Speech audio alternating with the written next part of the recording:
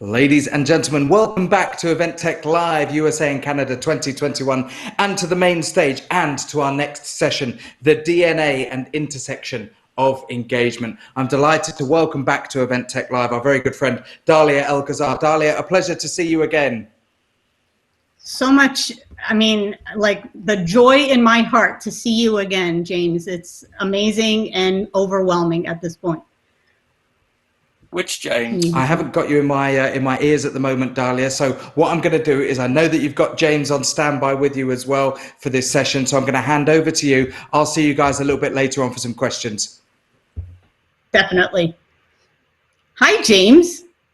So was this James you were talking about, or that James? No, I was talking to the amazing, awesome other James, the MC James that has been kicking butt, the unsung hero James for the last couple of days for Event Tech Live. You are amazingly awesome at the same point. So this is why you and I are doing this presentation together about the DNA of engagement and experience, and hopefully we can bring some comic relief to the attendees on this fine Thursday.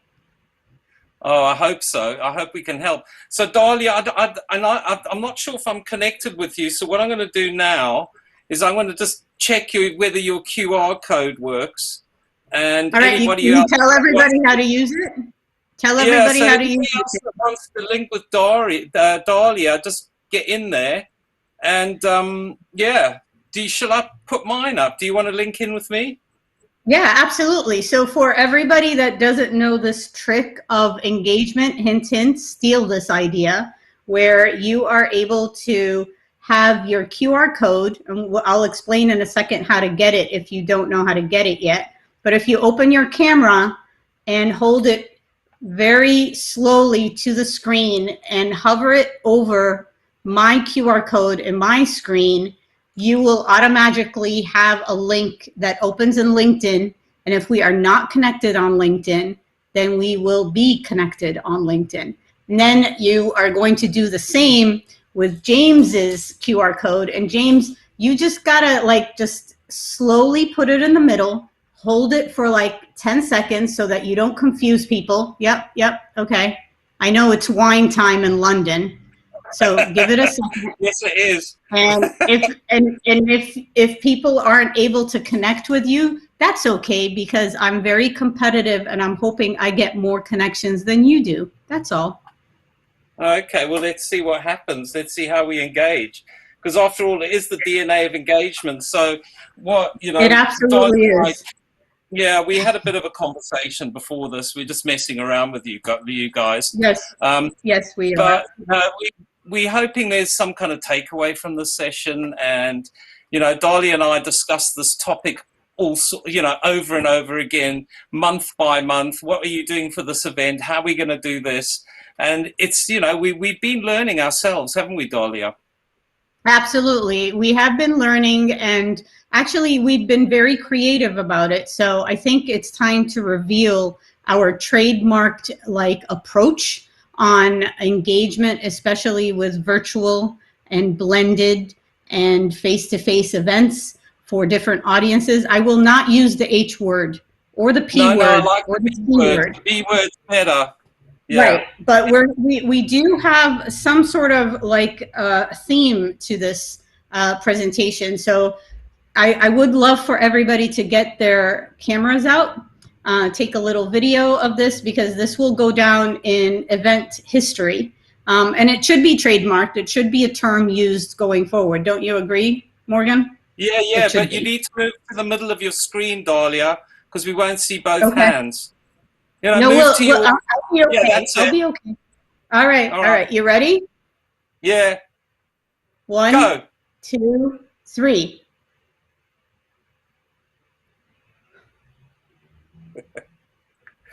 Okay. All right. So by the end of this session, we hope that you'll all be doing this, because it'll have some sort of symbolic meaning to it. And, you know, for us, you know, in this in the session, we really want to kind of look at, you know, those event objectives, and just taking a step back from that and looking at the engagement and the kind of behavior change we want before we set those objectives.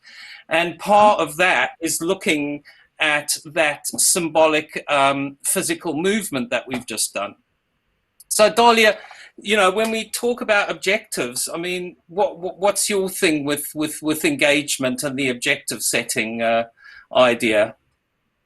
So engagement right now has become like the #1 key factor when designing an experience. And so when we talk about a venue for an event, and we talk about like the design of it, the event design, keep in mind that your engagement strategy is more critical now than it has ever been before, because there are also psychological factors that have to be taken into consideration. And we're going to talk about buyer personas in a bit, but you have to think of your virtual platform or your virtual experience as a venue.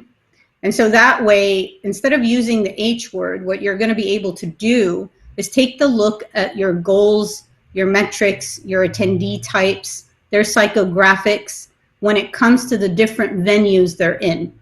So I want to challenge everybody to create some sort of engagement strategy or plan. Take a look at it from a perspective of this. It's its own layer on top of your event design. And it also sits underneath your marketing of your event.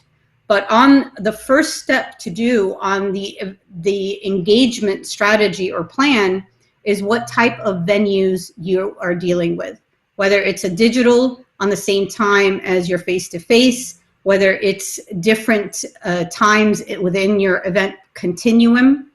And then you are going to take a look at the different personas that you have within your audience. So James, I wonder if we can come to an agreement when it comes to buyer personas. Right now is the time to be very laser focused on the different types. So it's no longer attendee versus exhibitor versus sponsor. Like even within your attendees, you have to take a look at who are your introverts, those that sit in the back of the breakout room, who are your extroverts, who are your first timers, who's been there 25 years, you know, stuff like that. Do you have any pointers on how to like, you know, how to look at a buyer persona so that we can do the engagement part the right way? Yeah, well, the way we used to segment audiences or attendees is always done.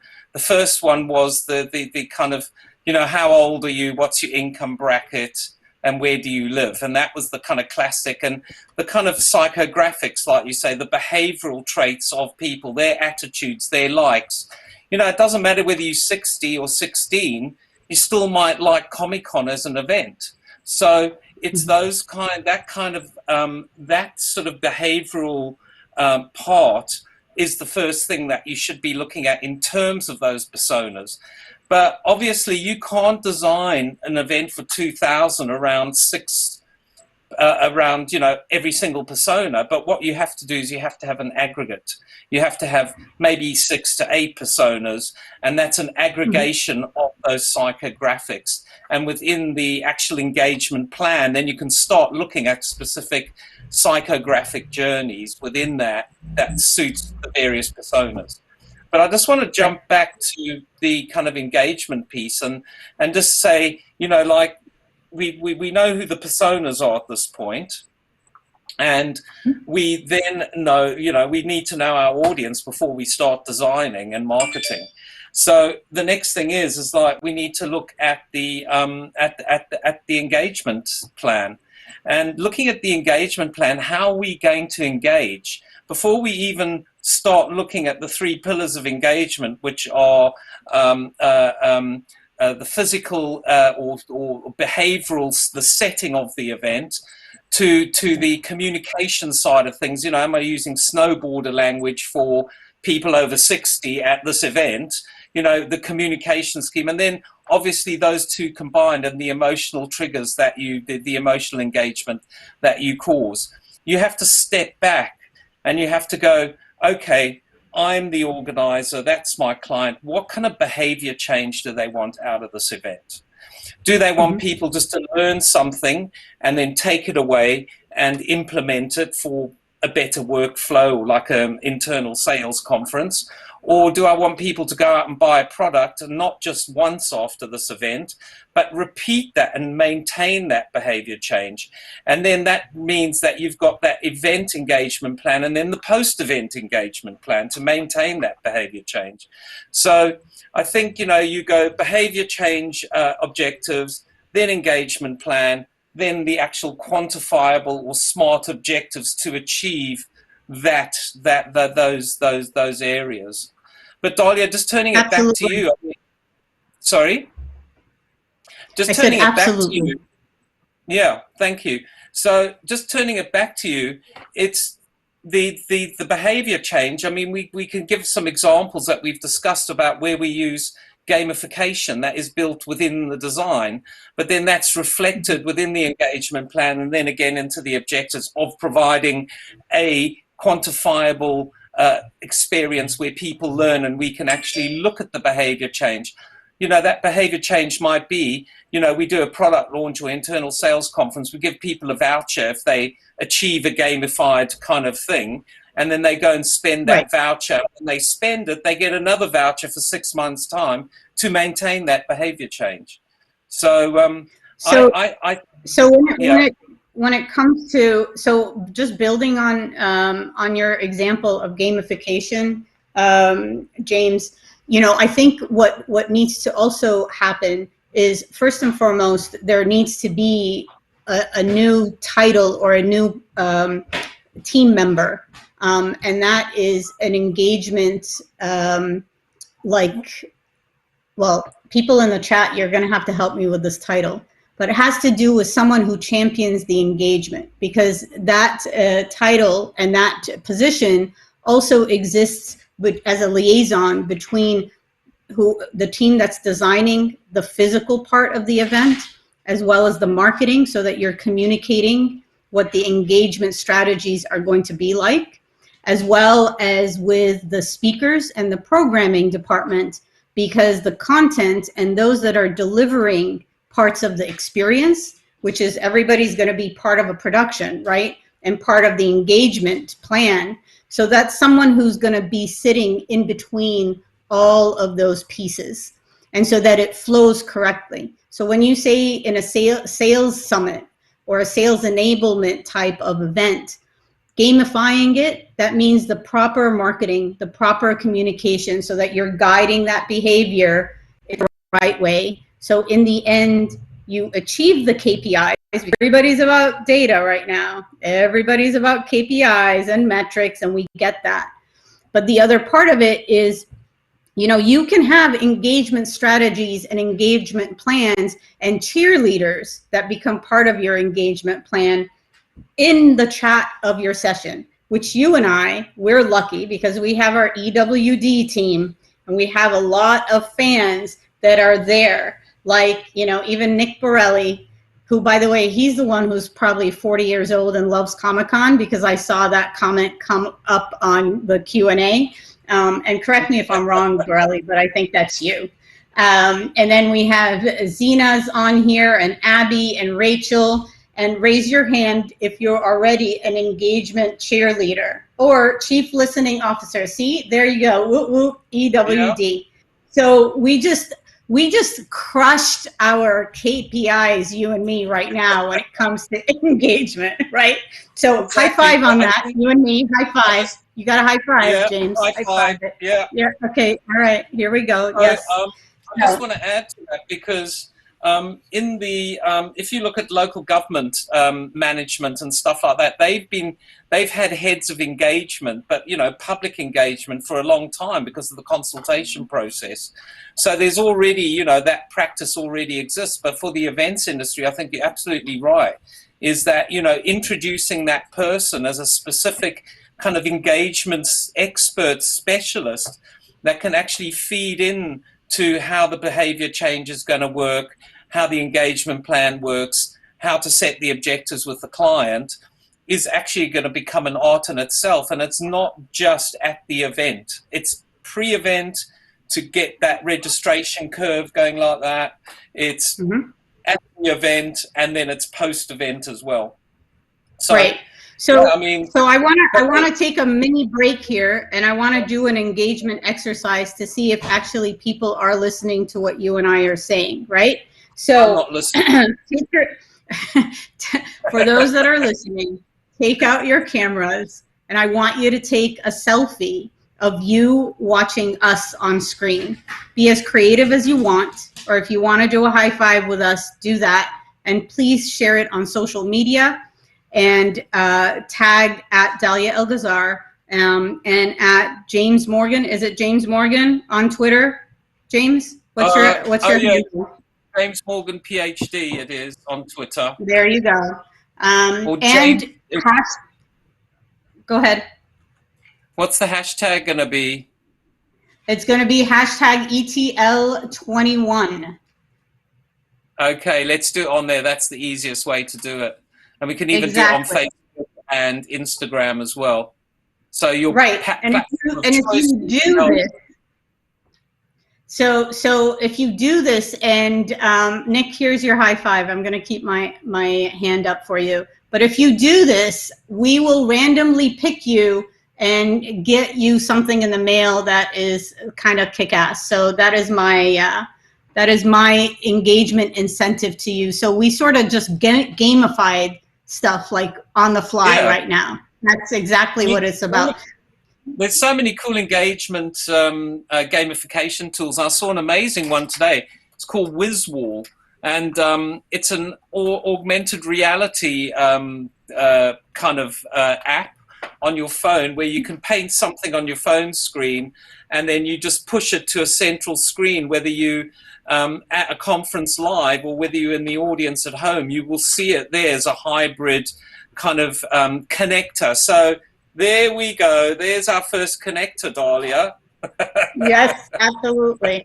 So I want to answer one question because I think it's very relevant and it's getting a lot of thumbs up during our session. But if doing gamification, do you do the same gamification for in real life and virtual, and what do you feel is the balance? And so for those that are interested in this question, I think it really depends on your different types of audiences. And this is not a cop-out answer.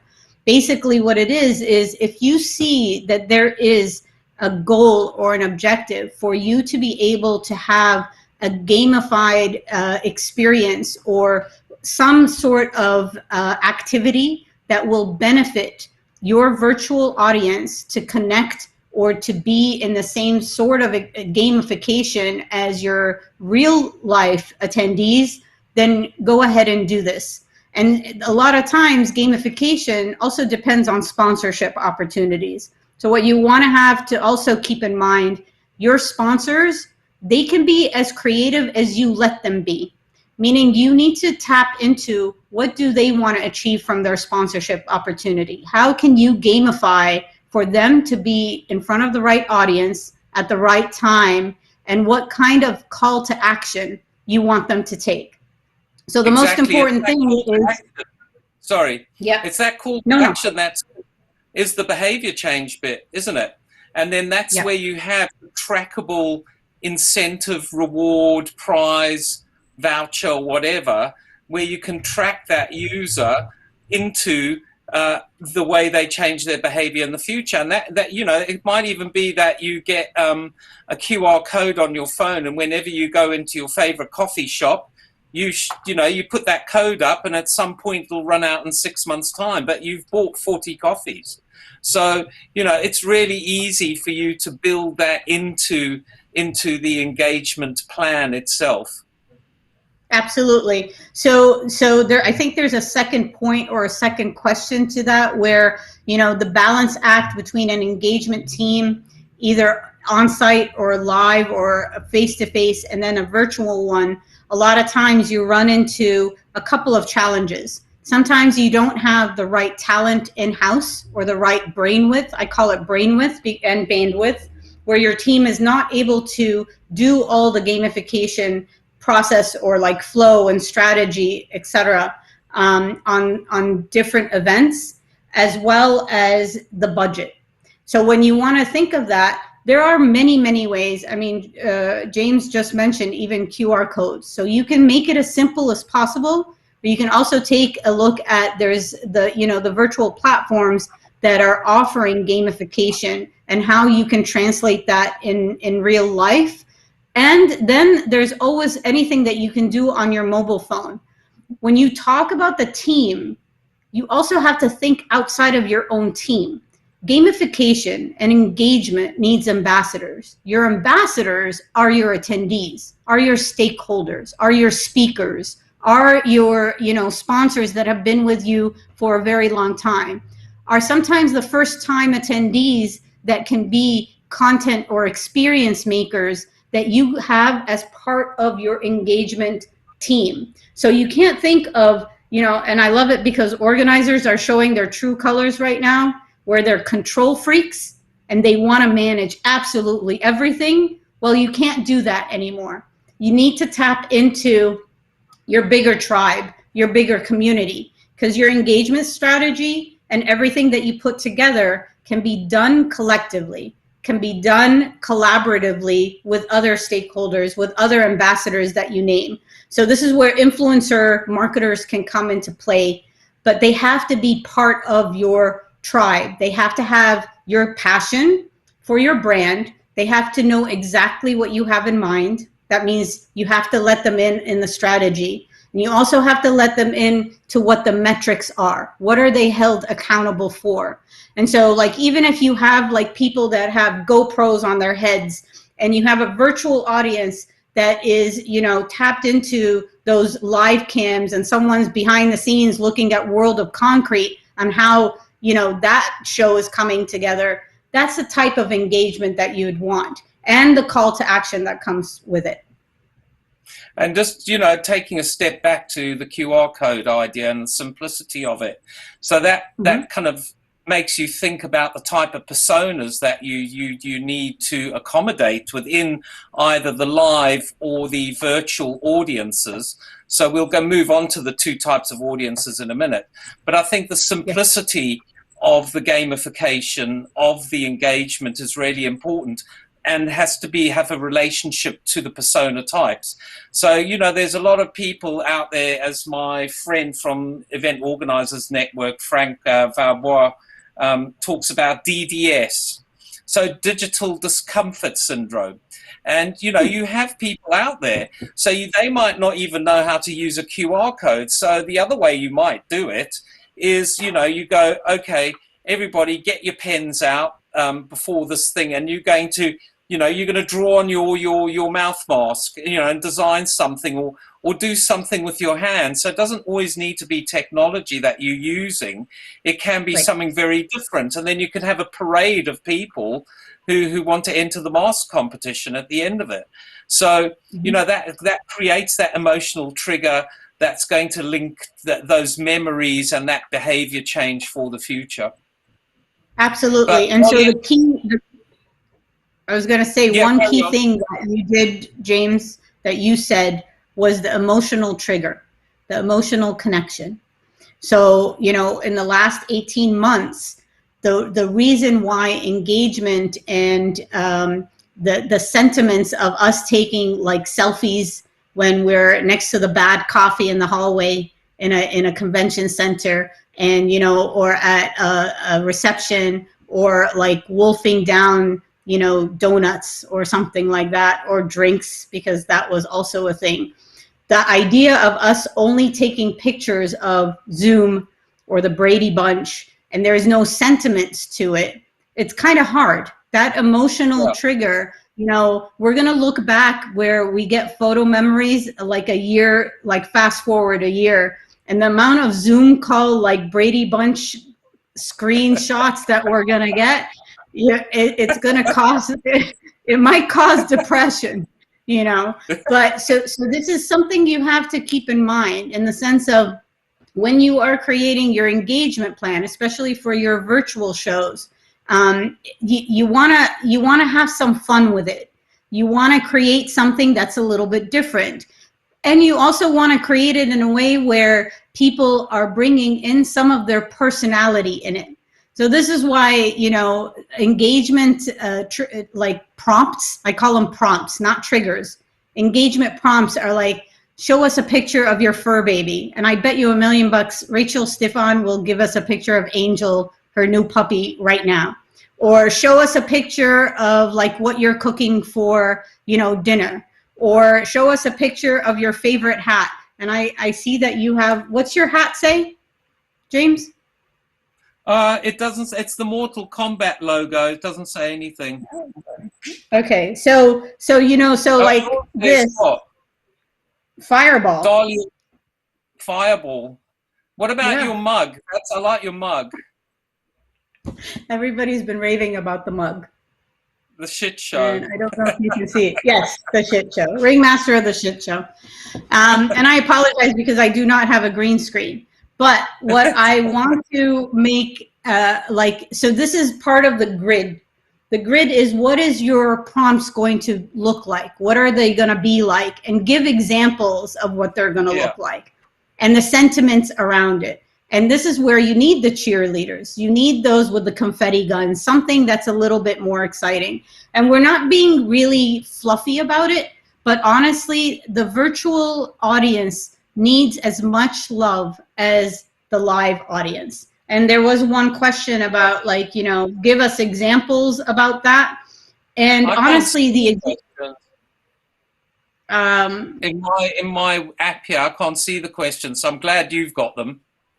Yeah, I got you. So, okay. So one thing is, you know, in regards to examples for the virtual audience, this is where you have to prompt them, give them the gamification, give them the opportunities, give them something that is also a value add, not only about sharing pictures of their fur babies, but give them an idea of, like, you know, share with, and we can do it right now. For everybody that's listening in, I would love for you to share either on social media or here in the chat, one habit that you've created in the last 18 months that gives you serenity, gives you peace, gives you like satisfaction and happiness that you can share with your peers. And so this way, you're building that emotional connection with everybody that's in this conversation, right? And that's also a prompt for them. So the best part about it, all this engagement and all of this, like, you know, prompts that you're doing is, yes, there's sponsorship opportunities. So that means money for some, but it's also, there's a post-event opportunity here where you can turn all of that into content. And then it has another life and it has another purpose. Does that make sense? Yeah, totally. And then, you know, just talking about the virtual and live audience, and then that you know, there's going to be, basically there's 2 engagement plans, and then we get back to our, I don't know what we're going to, it's not a Mexican wave that we trademarked, it's the engagement wave. And that, you know, this comes back to, yeah. So this comes back to something that I kind of have been professing for a while, is about the experience wave, and what does that look like? And it's a bit like our arm movement, about there's 2 distinct experiences here. There's the live experience and then there's the virtual experience. And within those 2 experiences, they come together at certain points and they diverge at certain points. So there's micro experiences built into that. So thinking about that experience wave is really, really important. And what are the points of everybody's engaging together, i.e. the QR code thing, yeah, at one point in time, or putting in the chat window on the event app live, or, you know, from the other side of the world, you know, putting in a picture of your fur baby. So there will be a points of time where you've got both audiences together and then they diverge into different activities. Now what that's gonna do is create 2 audiences that are both happy with their experiences, and especially the virtual audience doesn't feel like they're second-class attendee. Right. And I think those little micro experiences, which we've been talking about in that engagement plan, are really important. But like you say, we've got to build in some sort of data capture to justify the ROI and the other KPIs. Absolutely. So here's my ask from very smart, forward-thinking technology platforms, especially those that tout themselves as virtual and hybrid platforms, is it would be fantastic if there's a couple of things that you can take a look at on doing. One is in the attendee profile, or for example, in the chat that we have right now, pretend that this is a hybrid event, and I use the H word, so maybe I owe someone money. I don't know. There must be a money jar somewhere. But if there is a little icon, or remember the ribbon days, if there's a ribbon or a color that shows that Dahlia is attending virtually versus James is there live. And so there could be engagement experiences and micro experiences. This is how you build your communities, people, right? So where you're able to get people together. And there can come a time, and part of your strategy is those that had attended virtually, especially first year, maybe second year, and you want to bring them to come to your live show, that you put a buddy system together. And James has been going to the live show for 20 years and is able to like pull Dahlia from the virtual audience to the live audience. So this becomes a bigger plan. This becomes a bigger ask. There's more metrics to it because you're layering other pieces to it. The marketing, what are the content pieces that Dahlia is going to want to enjoy when she does go live? And there's engagement around that because, for example, I could be going live to an event and still be attending virtually from my couch in my hotel room with white cheddar popcorn. I think by now in Event Tech Live, everybody should know that I eat white cheddar popcorn. But there's no such thing as white cheddar cheese. There's no such thing as white cheddar. Oh, sorry to burst your bubble, but there's no such thing as white cheddar cheese. Okay. All right, Nick, can you please correct James Morgan right now and educate him on smart food, white cheddar popcorn? Thank you. But Dahlia, can I cut in there? Yes, because please. I just want to go back to the micro experiences, and this is probably a good way to visualize it. So think of a newspaper that you pick up in the morning, yeah? And you've got to read. You're going to have news on the front page. You're going to have like feature articles. You're going to have little news bites. You're going to turn over the page. You might have a crossword. You might have, some top 10 tips, some other bits and pieces. And that's really what you're doing is you're taking that format and you're turning into a live and virtual experience. And so those little micro experiences, you can't do this in publishing unless you're using some kind of AR trigger within the image itself. But, we haven't got there yet. But what we can do is we can actually build some kind of data grabbing device into those micro experiences. And Dahlia, I think what we might see come back, do you remember when people used to bring their iPads to events and they used to hire them for people? They used Absolutely. to hire iPads. Yeah, so we might be seeing that back again because people want to join, they want to join the virtual and the live audiences, particular moments in time within those micro experiences. So, bring back the big iPad. I don't know. That's I'm just exploring this after a couple of glasses of wine. Oh, there you go. But see, I knew the truth was going to come out. I was wondering what you had going on over there in the UK. So going back to everybody's assignment on the grid, on the engagement grid, is about not only the personas or the venues and your virtual, versus your on-site. And keep in mind, not everybody is going to have layered events at all times, like your digital with your physical event at the same time. So you want to think of your engagement experiences or your micro experiences that they're sort of like a long game, that also you have to also take in mind what type of community building you're putting together. Because your micro communities and those those little tribes that you're like designing and creating, you want to be able to keep that going, you know, almost year round, because then you're able to create all these different experiences around them, around what their needs are, what their emotional needs are, what their educational needs are. Even if you are in medical or healthcare, and yes, you are buried in workshops of CEUs, all of that, there is value add content and professional development that you can offer. And there's pieces of engagement there that are that are amazing, that will make people very loyal to your event brand, to your whole organization brand, in my opinion. And yeah, no, I totally agree with you, Dahlia. And I think we have witnessed that over the last year and a half, is that, you know, big live shows have actually created virtual shows and virtual engagement and really made an effort to keep the audience, keep that community alive and, you know, keep on offering them something new to do. And you seem to have lost focus. So is that the end of it? No, I'm responding on the chat. Oh, I see. Okay. Are there any more chat questions there? I thought you were answering your email. I thought you were answering your emails, Dahlia. I'm playing Candy Crush.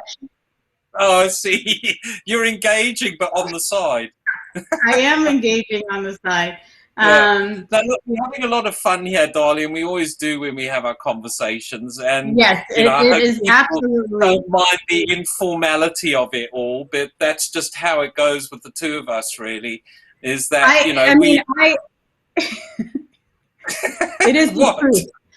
It is the truth. It is the very honest truth. Yeah. So I want to ask you something, because this is something that I've been thinking about in regards to tracking of attendees, especially live and maybe something that can be used with live and virtual audiences. Are attendees or are humans going to be turned into QR codes? Well, it's funny. I went to the gym the other day, and there was a guy wearing a QR code on the back of his T-shirt, and you know, I took a photo, and he's a personal trainer, and it goes to his website. Yes, we're going to become QR codes, and it's funny that it's taken us this long to actually, you know, the Chinese have been at it forever, haven't they? But yeah, that's why I'm asking. Yeah, it's taken us a while, and I think they're here to stay now. It's just such a simple way to access something, to funnel people into a website, into some kind of experience, or you know, or some kind of a social media profile, or whatever the case may be. And it's not going to go away.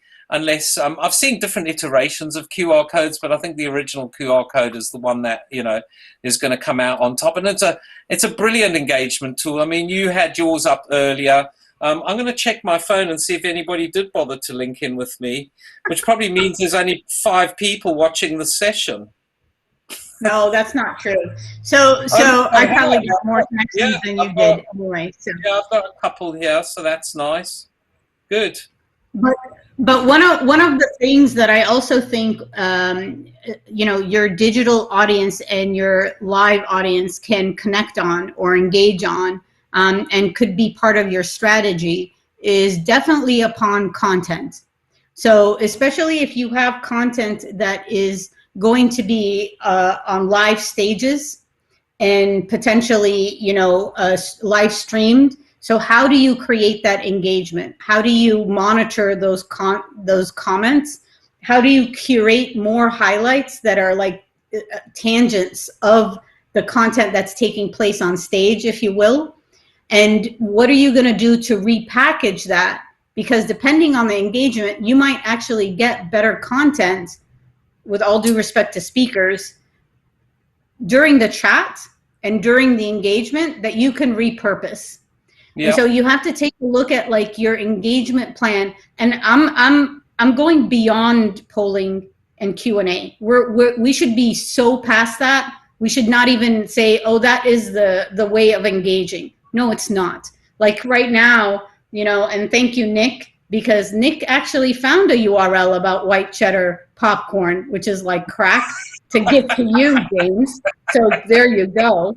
So what I'm trying to get at here is there's so much gold when it comes to, if you do proper engagement and if you have the right cheerleaders and the right influencers and ambassadors, that content can actually propel community and can propel almost a different type of experience. Because that, all of a sudden, if you have a kick-ass like session going on, and then all of a sudden you have like 500 people talking about it, but they want to continue talking about it because you saw that in the engagement, then you take them to a breakout session and you put that ad hoc, like right on spot, and say conversation room opening in 5 minutes kind of thing. Well, this is where we need technology to be able to read that in real time, and, you know, the organizer to be flexible enough to say, okay, the next session, you know, we have like a white label session that's got no speaker in it or anything, but the collaboration within that chat area, yeah, it could be called Q&A or chat or any kind of bubble window, whatever you want to call it. It might have questions because people might not understand. So I've got a slight disagreement there. But I think the comments and the extra thinking and the overlay of comments can be really important and taken to another session, to another level. I like that idea, Dahlia, because then that's going to really get that emotional engagement going, isn't it? Because that is so relevant to the people that arrive in that particular little community. Yeah, and you know, Nick and Joel were talking about, like, you know, the model to follow are like the video game streamers and the DJs that are on Twitch right now, and you know, and watching the gamers. They have created their own ecosystems, and the engagement is amazing. And it's just something to learn from them. In regards to, like, just, you know, lessons to steal. So the whole idea is, whatever engagement strategy and plan you put together, make sure that you have the cheerleaders in different spots of your venue, whether it's on a platform, so it's in the chat. You don't just leave the chat as is. You have to have cheerleaders in there, you know, to create that engagement and the call to actions that you want. And also live and on site. So you have to have the right talent. It can't be introverts that don't want to chat up or like are, you know, reserved, for example. They need to be out there. It's a certain energy that you need to bring when it comes to engagement. And, you know, shameless plug with the Dahlia Plus team, we encourage this whenever we're designing events or doing production, you know, with our clients. We tend to be the cheerleaders. Even if it's like, oh, they're like, oh, it's an older crowd, they don't talk much. No, we'll get them to talk. Don't worry, you know, but it has to be part of the plan. And so you have to bring in someone that can just shake them out of their comfort zone. Yeah, or a point ahead of engagement, right? Yep.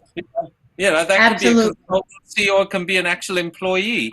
And it's a really, really important job. But I think we've got about 2 minutes to go, haven't we, Dahlia? And I think so. Well, James is drinking something. Is that liquor? I think he's drinking a Pepsi. Yeah, no, I am. I'm just scanning some QR codes. So, Dahlia, what do we want people to do before we go? Because we've only got a minute left. All right. So this is what we want everybody to do. Based on our like opening like act of this, and then I think we took it to another level altogether where we were striking poses. We would love for everybody that's been part of this session, including James, the other James, the almighty James, not you, Morgan. Yes. No, Dixon. So I can take, actually this will be fun. Let me take a video, but I want everybody that's been in this session to take a video of themselves doing the DNA like experience move. And for both James here, I'm going to videotape you real quick while you do it. So On three. I've literally One, no idea what you're talking about. I've been in another session. What do I need to, am I doing the YMCA?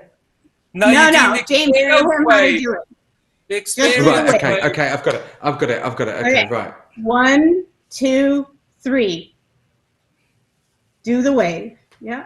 Yeah. James, you too. All right, And this is You going can rehearse on. too much. So hashtag that ETL 2021. We want to see those videos, and Dahlia's going to Yes. send out a lovely gift to you. Yes, absolutely. Fantastic, guys. You see how I dodged that one, Dahlia? I'm going to have to dive in here, guys, and wrap up. We're at the end of time, and we're crashing straight into our next session here as we bring you behind the scenes of Event Tech Live Part 2. But our thanks to Dahlia Algazar, our thanks to James Morgan, and our thanks to the Glisser moderator, who probably had to think for at least 30 seconds before accepting the white cheddar popcorn URL into the Glisser Q&A. Well done to those guys.